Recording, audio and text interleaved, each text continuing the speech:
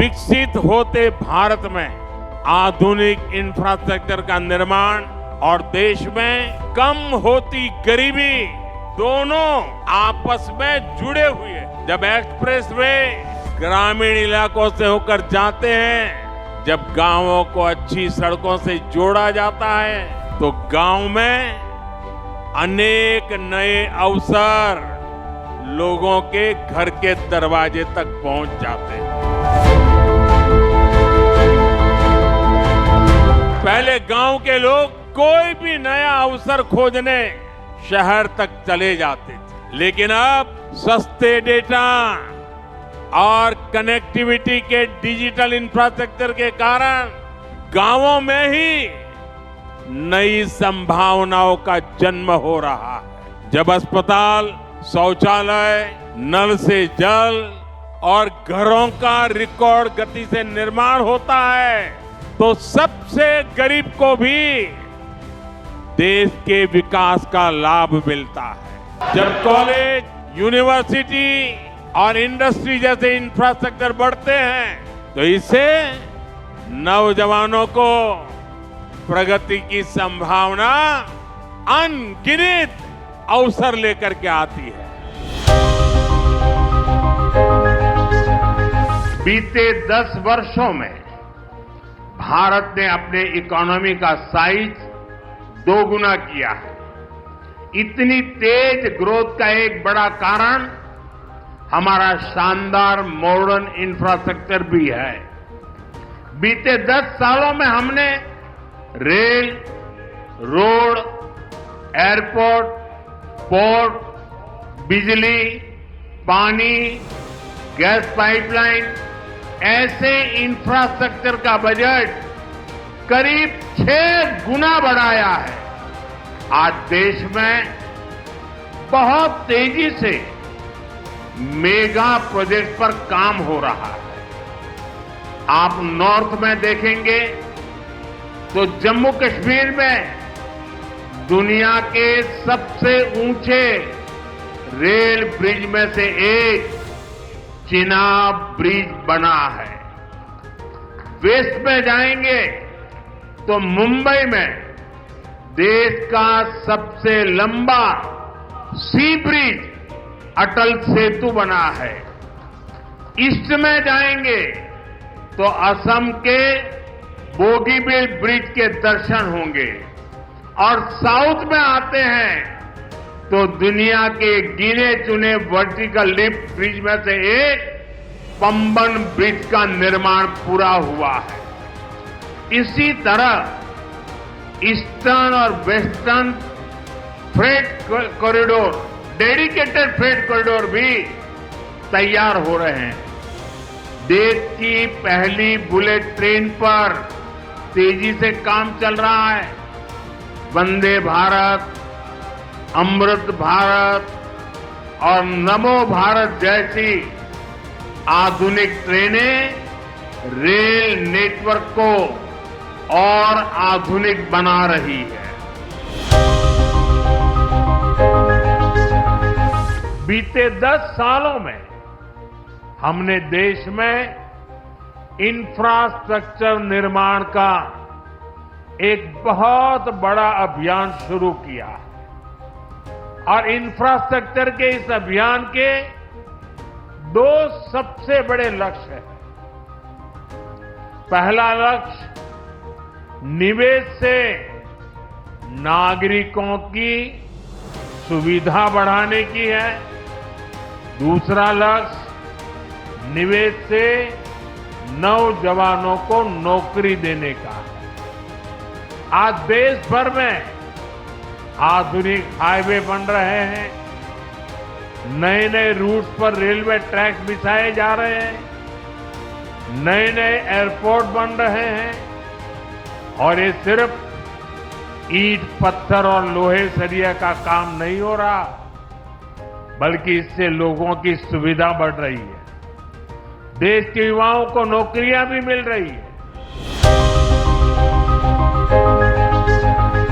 आज देश में आधुनिक इंफ्रास्ट्रक्चर निर्माण का महायज्ञ चल रहा है। भारत के एक्सप्रेसवे वाटरवे, मेट्रो नेटवर्क का तेज गति से विस्तार हो रहा है। आज देश के एयरपोर्ट्स पर सबसे बेहतरीन सुविधाएं मिल रही है। 2014 में देश में एयरपोर्ट की संख्या 74 थी। अब इनकी संख्या बढ़कर 150 के पार हो चुकी है। 2014 तक सिर्फ 5 शहरों में मेट्रो की सुविधा थी। आज 21 शहरों में मेट्रो है। इस स्केल और स्पीड को मैच करने के लिए भारतीय रेलवे को भी लगातार अपग्रेड किया जा रहा है। साथियों, आज देश में जितना रूरल इंफ्रास्ट्रक्चर पर फोकस किया जा रहा है, उतना पहले कभी नहीं हुआ। आज देश के ज्यादातर गांव हाईवेज, एक्सप्रेसवे और रेलवेज के नेटवर्क से जुड़ रहे हैं। प्रधानमंत्री ग्राम सड़क योजना के तहत 10 साल में ग्रामीण इलाकों में करीब 4 लाख किलोमीटर लंबी सड़कें बनाई गई हैं। डिजिटल इंफ्रास्ट्रक्चर के मामले में भी हमारे गांव 21वीं सदी के आधुनिक गांव बन रहे हैं। हमारे गांव के लोगों ने उन लोगों को झुठला दिया है जो सोचते थे कि गांव के लोग डिजिटल टेक्नोलॉजी अपना नहीं पाएंगे। आज देश में 94% से ज्यादा ग्रामीण परिवारों में टेलीफोन या मोबाइल की सुविधा है। गांव में ही बैंकिंग सेवाएं और यूपीआई जैसी वर्ल्ड क्लास टेक्नोलॉजी उपलब्ध है। 2014 से पहले हमारे देश में 1 लाख से भी कम कॉमन सर्विस सेंटर थे। आज इनकी संख्या 5 लाख से भी ज्यादा हो गई है। इन कॉमन सर्विस सेंटर्स पर सरकार की दर्जनों सुविधाएं ऑनलाइन मिल रही है। ये इंफ्रास्ट्रक्चर गांव को गति दे रहा है, वहां के रोजगार के मौके बना रहा है और हमारे गांवों को देश की प्रगति का हिस्सा बना रहा है। अब ये भारत नया भारत है। नया भारत इतिहास से सबक लेता है। नया भारत अपने सामर्थ्य को पहचानता है। नया भारत अपने गौरव को पहचानता है। गुलामी की बेड़ियों के हर निशान को पीछे छोड़ते हुए नया भारत समुद्री इंफ्रास्ट्रक्चर में मिल के नए पत्थर लगा रहा है। साथियों, पिछले 1 दशक में भारत के समुद्री तटों पर विकास को अभूतपूर्व गति मिली है। हमने बंदरगाहों को आधुनिक बनाया है। हमने जल मार्गों को विकसित किया है। जहाजों को बनाने का काम भारत में हो, भारत के लोगों को रोजगार मिले, सरकार ने इस पर जोर दिया है। इस दिशा में लाखों करोड़ रुपए का निवेश हुआ है। आज इसके परिणाम भी हमें देखने को मिल रहे हैं। ज्यादातर पोर्ट की क्षमता पहले की तुलना में 2 गुनी हो गई है। निजी निवेश भी बढ़ा है। जहाजों के आने जाने के समय में भी कमी आई है। इसका लाभ किसे मिल रहा है? हमारे उद्योगों, हमारे व्यापारियों, जिनकी लागत कम हुई है। इसका लाभ हमारे युवाओं को मिल रहा है, जिन्हें नए अवसर मिल रहे हैं। इसका लाभ उन नाविकों को मिल रहा है जिनकी सुविधाएं बढ़ी है। पोर्ट इकोनॉमी की पूरे पोटेंशियल का इस्तेमाल तब होता है जब इंफ्रास्ट्रक्चर और ईज ऑफ डूइंग बिजनेस दोनों को बढ़ावा मिले। पिछले 10 वर्षों में यही भारत सरकार की पोर्ट और वाटरवेज पॉलिसी का ब्लूप्रिंट रहा है।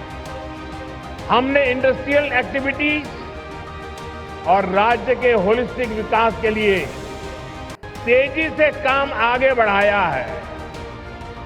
भारत सरकार ने राज्य सरकार के सहयोग से सागरमाला परियोजना के तहत पोर्ट इंफ्रास्ट्रक्चर को अपग्रेड किया है। पोर्ट कनेक्टिविटी को भी बढ़ाया है। पीएम गति शक्ति के तहत वाटरवेज, रेलवेज, हाईवेज और एयरवेज की इंटर कनेक्टिविटी को तेज गति से बेहतर बनाया जा रहा है। ईज ऑफ डूइंग बिजनेस के लिए जो रिफॉर्म्स किए गए हैं, उससे पोर्ट्स और अन्य इंफ्रास्ट्रक्चर सेक्टर में भी इन्वेस्टमेंट बढ़ा है। इंडियन सीफेरर्स, उनसे जुड़े नियमों में भी भारत सरकार ने रिफॉर्म्स किए हैं और इसके परिणाम भी देश देख रहा है। 2014 में इंडियन सीफेरर्स की संख्या 1.25 लाख से भी कम थी। अब इनकी संख्या 3.25 लाख से भी ज्यादा हो गई है। आज भारत सीफेरर्स की संख्या के मामले में दुनिया के टॉप 3 देशों की लिस्ट में शामिल हो गया है। साथियों, कभी भारत में गाड़ियां न खरीदने का एक कारण अच्छी सड़कों, चौड़ी सड़कों का अभाव भी था। अब ये स्थिति भी बदल रही है। ईज ऑफ ट्रेवल आज भारत की बड़ी प्राथमिकता है। पिछले वर्ष के बजट में इंफ्रास्ट्रक्चर के निर्माण के लिए 11 लाख करोड़ रुपए से अधिक रखे गए थे। आज भारत में मल्टी लेन हाईवे का, एक्सप्रेसवे का जाल बिछ रहा है।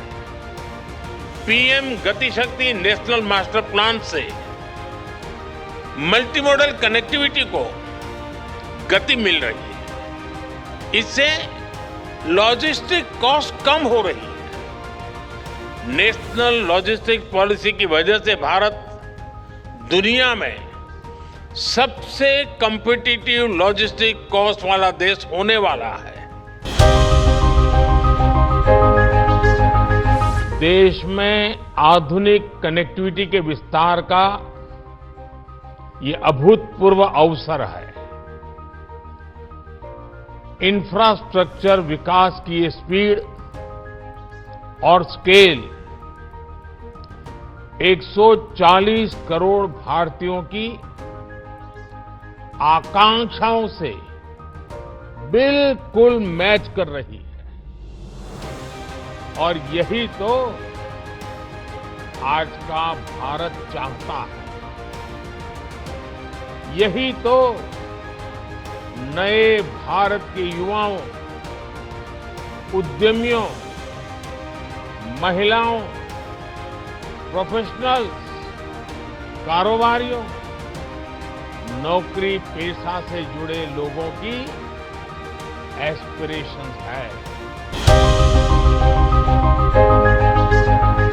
आज भारत पर निवेशकों को भरोसा है क्योंकि यहां stable, responsible and reform oriented government है।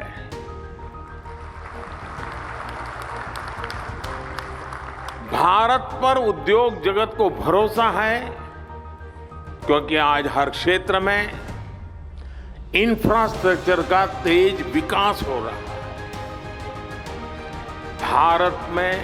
भारत पर टेक सेक्टर को भरोसा है कि यहां टेक्नोलॉजी का तेजी से विस्तार हो रहा है। इसी कालखंड में हमने विश्वनाथ धाम के वैभव को काशी की धरती पर देखा है, निखरता हुआ देखा है। इसी कालखंड में हम काशी का कायाकल्प होते देख रहे हैं। इसी दौर में महाकाल के महालोक की महिमा हमने देखी है। हमने सोमनाथ का विकास देखा है, केदार घाटी का पुनर्निर्माण देखा है। हम विकास भी, विरासत भी इस मंत्र को आत्मसात करते हुए चल रहे हैं। आज एक और हमारे तीर्थों का विकास हो रहा है तो दूसरी ओर शहरों में हाई टेक इंफ्रास्ट्रक्चर भी तैयार हो रहा है। आज अगर मंदिर बन रहे हैं तो देश भर में नए मेडिकल कॉलेज भी बन रहे हैं। आज विदेशों से हमारी प्राचीन मूर्तियां भी वापस लाई जा रही है और रिकॉर्ड संख्या में विदेशी निवेश भी आ रहा है। ये